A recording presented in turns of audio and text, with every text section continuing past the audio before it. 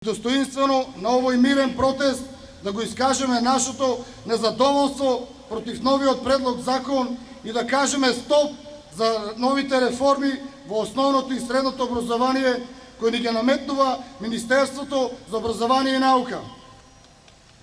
Овој мирен протест е организиран и координиран од граѓанската иницијатива Учебници и настава мора да има. Во овој момент во сите градови низ Македонија родителите испраќаат јасна порака до Министерството за образование. И затоа ве замолувам сите присутни кои носите учебници во раце или транспаренти да ги подигнеме високо и да го искажеме нашиот револт за да се слушне гласот на родителите.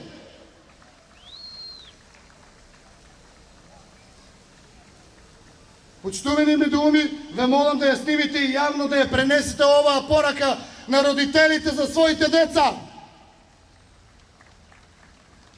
Од вакви учебници печатени сакаме да учиме и да се образуваат нашите деца.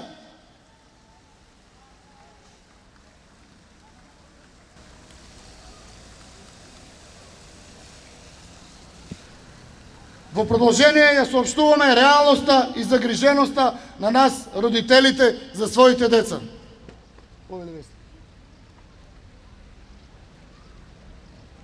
Почитувани сограѓани, мајки, татковци, баби, дедовци, почитувани медиуми и сите останати. Денес овде се собравме сите заедно и едногласно да го искажеме нашето незадоволство за нашите реформи во образованието. Овде не сме како членови на политички партии. Овде не е важно каква националност, религија, вера сме, туку сме за иднината на нашите деца. Реформи да, потребни се.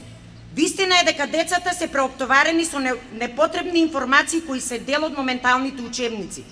Но одскокнувањето во образовниот процес, воведувањето на целосна дигитализација, кратење предмети, историја, работа со компјутери, англиски јазик, а посебно мајчиниот јазик и отфрлање на учебниците и нивна замена со дигитални уреди и незаконски замислени интерактивни часови не се решение за напредок во образованието на нашите деца.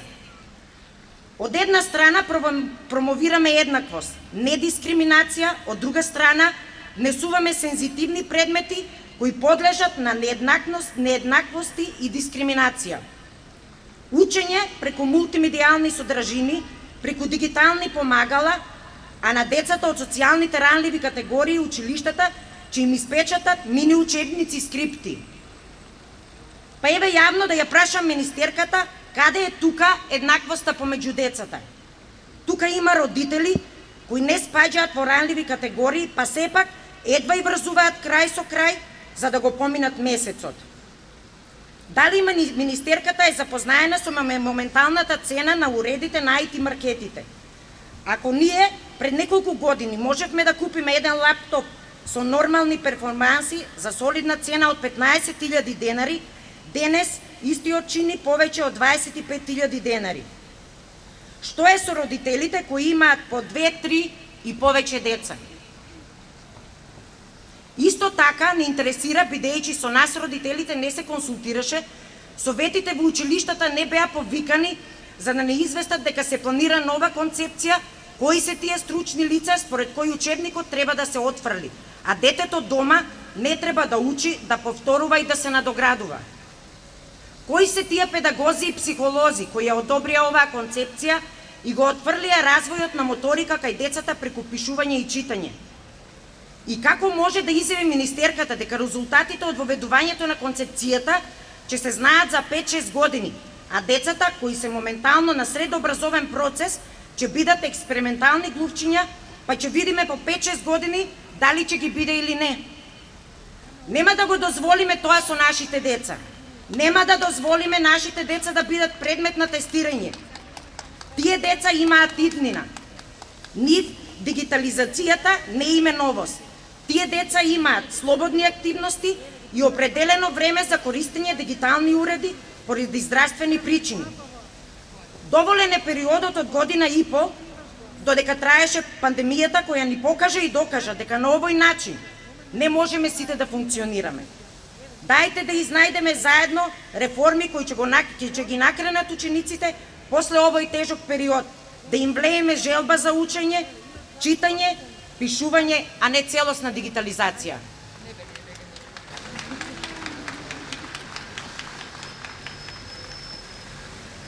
Ние како граѓанска иницијатива, учебници и настава мора да има. Имаме предлог барање до Министерството за образование и наука и цврсто стоиме до нашите барања, кои што се следните. Точка 1. Хартиени учебници задолжително да останат во употреба, и тоа за сите оделенија во основното и во средното образование.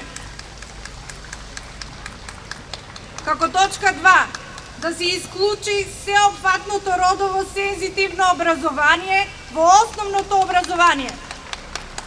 Како точка 3. Етика на религиите да остане како изборен предмет. Како точка 4. Да не се спојуваат два или повеќе наставни предмети во еден. Како точка 5.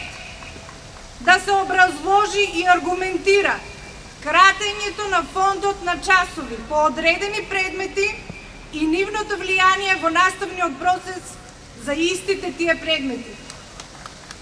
Како точка 6.